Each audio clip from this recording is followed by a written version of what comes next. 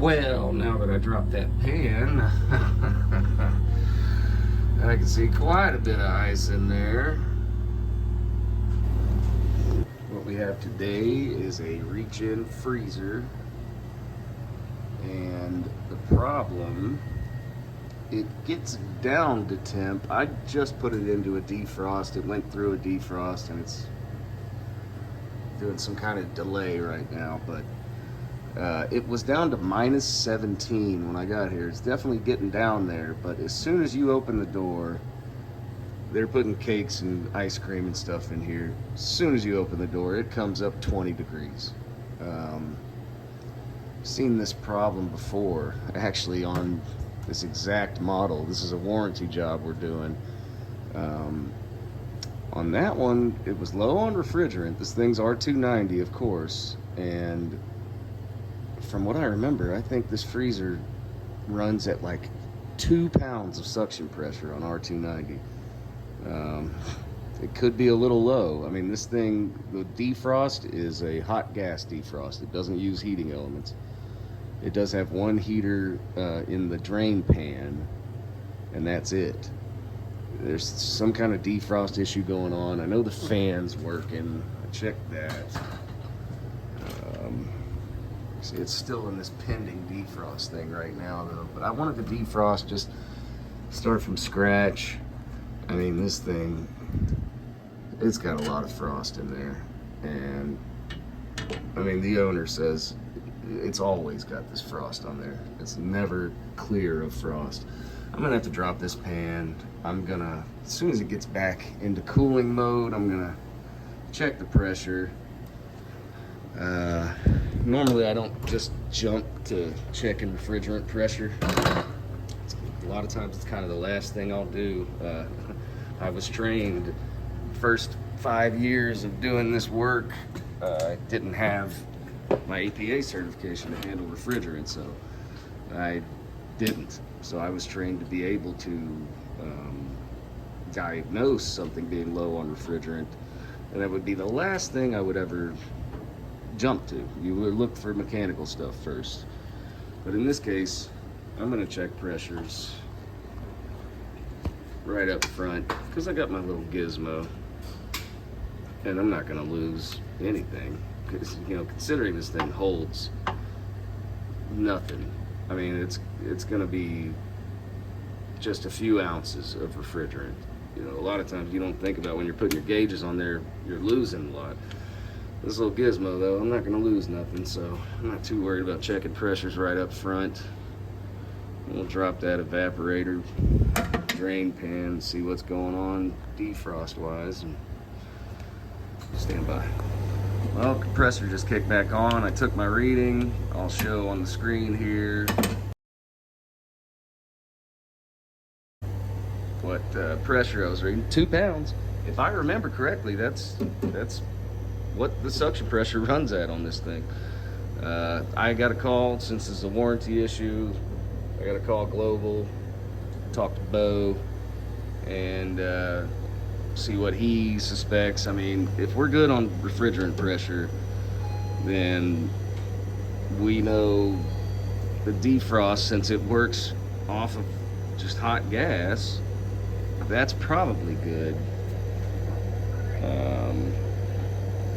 Maybe that fan's having an issue in there. I saw it running before I put it into a defrost. But did I?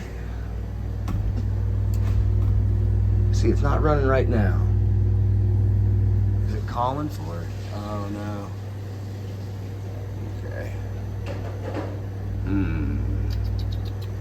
I'm gonna get Bo on the horn, just because I have to anyway. We'll get back. Yeah, I talked to Bo, and it's like I thought. Yeah, it was running at 2 pounds, which is exactly what it should be running at. R290 in a freezer. This thing is capable of getting to minus 30 and holding that temperature. But they set it to minus 20, so that's Baskin-Robbins spec. That's where I'm at. I'm at a Baskin-Robbins, but he thinks it's air intrusion, which I think so too, because it's not much else it could be. We got good pressure, the fan's running. there was a whole lot of snow in there, though. A lot of frost, a lot of snowy looking. I mean, I can't catch it too well with the camera before I drop that pan. We'll see, but there's a whole lot of frost in there. It's air intrusion. Outside warm air getting in. Now there's several holes, you know, from all the wires and tubing that has to run from the top down inside of this cabinet. One of them holes isn't plugged well enough. We have to drop this pan, take this cover off, look up around. Might have to pull it out and look behind. See if maybe air's getting in somewhere. It's definitely getting in somewhere. There's a bunch of ice right under the coil in there. I can't see it, but we'll see it soon. I gotta get all this stuff off. Well, now that I dropped that pan, I can see quite a bit of ice in there. This is the root of our problem. Now we're gonna have to get all that out. I'm gonna have to pull this pan out, clear all this ice, figure out why it's there. See, I told you there's one heater in here, and it is that drain pan heater. It's this flap in here. That sucker is supposed to ensure that water goes down into the drain tube and down into that condensate pan. But a lot of it ain't making its way down there, is it? I'd say that heater's probably bad, but also air intrusion. It's coming straight up through there. Stand by. So, talked to Bo, and we still agree it's probably air intrusion. I don't know what else is causing this ice. We know the pressure's good. I know that this strip heater is it's drawing amps, drawing 1.5 amps. The drain tube heater, it ohms out good, and I can tell this thing's draining. It's not on wheels. I couldn't pull it out. If you look behind, I can actually see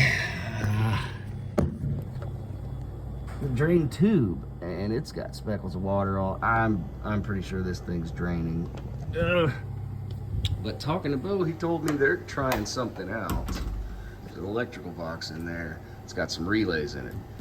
There's a relay that controls heater, but it shuts the heater off when the coil gets to a certain temperature. And we think the coil temperature is superficially rising from air intrusion, what have you, and the heater's not running.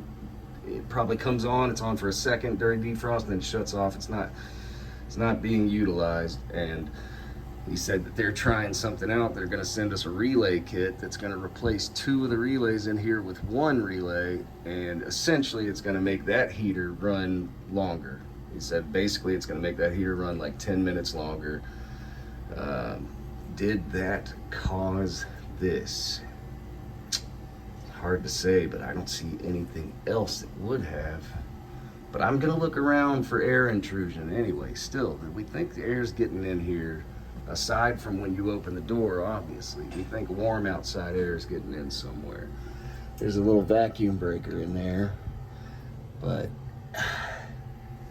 I mean, it seems sealed up. There's other little holes where wires and tubing and stuff gotta come through. I'm gonna check those, make sure everything looks to be sealed up pretty good, and clear all this ice. And then we're waiting on a part, at the mercy of the part. But we'll get back to it. So that's a little bit of a weird one. You know, I'm done with the job. We got the part coming. It's coming. They sent it next day. I talked to Bo, the tech at Global. Oddly enough, it's funny. I've done a warranty job for Global on this exact model freezer, and it had the exact problem. It was at a different location, it was a whole different place, but it would get down to temp, you know, below 0, -10, whatever. I mean, Bo says it perfect efficiency. these freezers will hold at minus 30, which, you know, is crazy, but nobody needs that. I mean, minus 10 is going to hold your ice cream solid anyway, but the original one, you know, same problem. It would get down to temp, they'd open the door, temp come up 20 degrees. I mean, it just can't hold temp.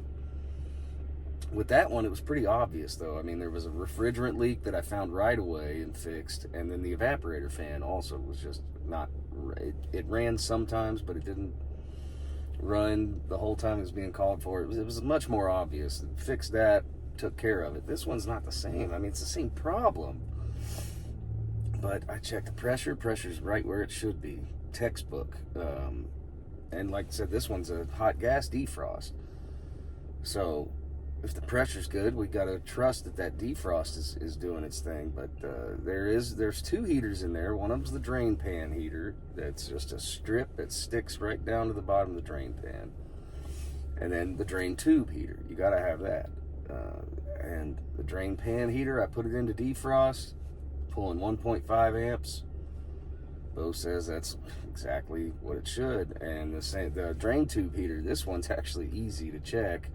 I like what they're doing with their drain tube heater. It goes to this little plug that's kind of like Mars Motors, the little 2-pin plug that plugs in. You just pull that off, ohm it out, and it was reading exactly what it was supposed to. Textbook, 2200 ohms. That's what he's told me. So we got to trust that those heaters are working like they should. There's a big block of ice. I don't know if I mentioned that. You probably saw it in the video. I might put a picture up here if it's not clear, but big block of ice right in front of that strip heater, running almost exactly the length of the strip heater and the shape of it. And I know, you know, Bo was thinking what caused the ice in the first place. Our fan's good, the pressure's good. He's thought air intrusion, because this is a freezer that's holding way below zero. Any little outside air gets in there, it can ice it up, frost it up. I went over everything. I looked at all the holes, every little chase that they have to run from the top into the box, the wires, the piping, the tubes, all that stuff. I looked it over good. Everything is insulated.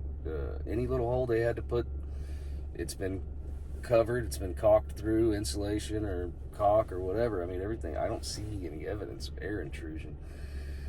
So I got to think that heater, what Bo told me is that drain pan heater, there are 4 relays in the controls of this thing. One relay for the compressor, one relay for the 2 solenoid valves. You got one regular liquid line solenoid, then you got another solenoid to let in your hot gas for the defrost. Those 2 solenoids. There's one relay that swaps between them. So you got a relay for the compressor, the relay for those 2 solenoids. There's one relay for the heaters in the evaporator, and there's one relay for the evaporator fan motor. That's the way Bo tells me in the controls.